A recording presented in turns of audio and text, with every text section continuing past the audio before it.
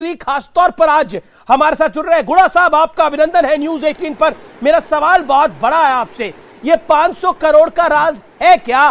क्या आपको लगता है कि सिर्फ आप हेडलाइन बनाने के लिए ये खेल खेल रहे हैं, सुर्खियों में आने के लिए? देखिए, मुझे कोई सुर्खियों की जरूरत नहीं है और मैं आपको बता देना चाहता हूँ जी कि पिछले 2020 के अंदर मुख्यमंत्री जी ने वो डायरी उस रेड में से हमसे निकलवाई थी और उसके बाद में आज उस डायरी के कुछ अंश लेके मैं उस डायरी और विधानसभा को टेबल करने जा रहा था। अध्यक्ष जी से उसके ऊपर बोलने के लिए टाइम मांग रहा था जी। कांग्रेस के मंत्रियों ने, विधायकों ने, सारों ने मेरे से वो डायरी छीन ली।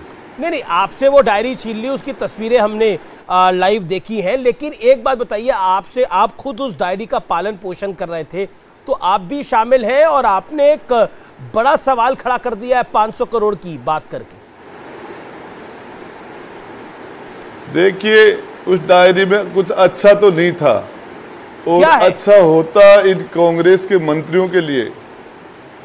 उसमें विधायकों को, निर्दलीय विधायकों को कैसे सेट किया गया था, राज्यसभा के चुनाव में क्या हुआ था, उसके अंदर सरकार के संकट के टाइम में सरकार में किस किस को लेन देन हुआ था, वो सारी चीजें।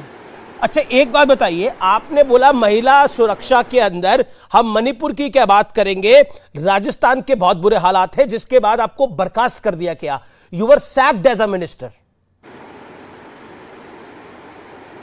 देखिए, जब भैंस सत्ता पक्ष के लोग बेल के अंदर नहीं जाते जी, अमूमन सत्ता पक्ष के लोग वेल में नहीं जाते।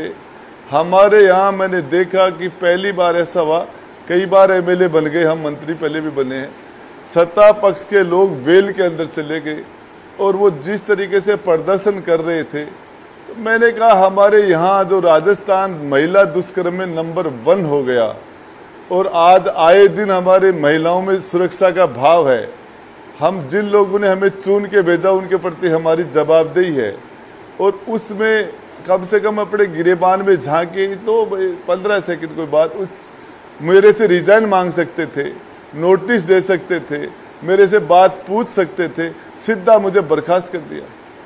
नहीं, अब आप अपनी सरकार को बोलोगे कि उस सरकार के बहुत बुरे हालात हैं, तो मतलब आपने भी तो खुद ही इस बात को रखा सदन के अंदर। लेकिन हाँ, कांग्रेस में आंतरिक लोकतंत्र कहते हैं बहुत बड़ा है, लेकिन इस पूरे मामले में आंतरिक लोकतंत्र समाप्त होता हुआ दिखा। मेरे साथ अभय दुबे हैं, कांग्रेस के प्रवक्ता, आप बने रहिए मेरे साथ, कांग्रेस के नेता हैं, उनके पास में जाना चाहता हूँ। अभय दुबे जी, एक बात बताइए, ये लाल डायरी के राज पर तो मैं आऊंगा, लेकिन अभी जो बड़ा सवाल है मेरा आपसे वो ये है कि आंतरिक लोकतंत्र कहाँ गया आपका? आपने राजेंद्र गुड़ा को बर्खास्त कर दिया, उन्होंने महिला सुरक्षा की बात उठाई थी राजस्थान में। हमीश देवगन जी, महिला सुरक्षा का सवाल खड़ा करने का उनका अधिकार था, मगर उन्होंने मणिपुर से तुलना करके कहा। यह समूचे देश के लिए बहुत ही हृदय विदारक था। मणिपुर में क्या हो रहा है प्रधानमंत्री नहीं जानते?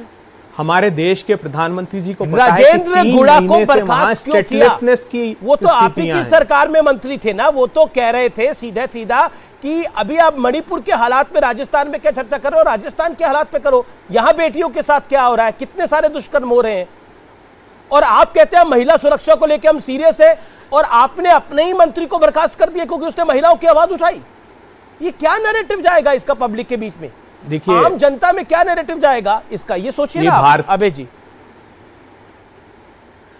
भारतीय जनता पार्टी की तरह इनकी भी राजनीति अवसरवादिता से ग्रसित है।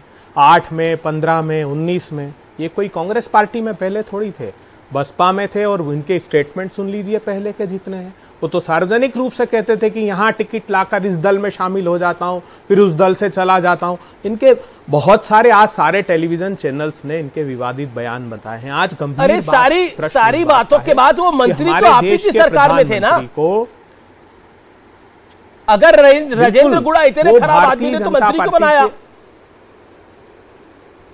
और एक बार नहीं कई बार बनाया। जनता पार्टी के इशारों पर उनकी छवि, प्रधानमंत्री जी की छवि पर आंच नहीं आए, सारी भारतीय जनता पार्टी और उसके अप्रत्यक्ष समर्थक लोग यही काम करते हैं। मणिपुर जलता रहे, जल जाए, मगर प्रधानमंत्री की छवि पर आंच ना आए। प्रधानमंत्री जी अमेरिका के दोनों सदनों को संबोधित कर सकते हैं, मगर राजेंद्र गुड़ा, ठीक है, अबे दुबे शांत रहिए।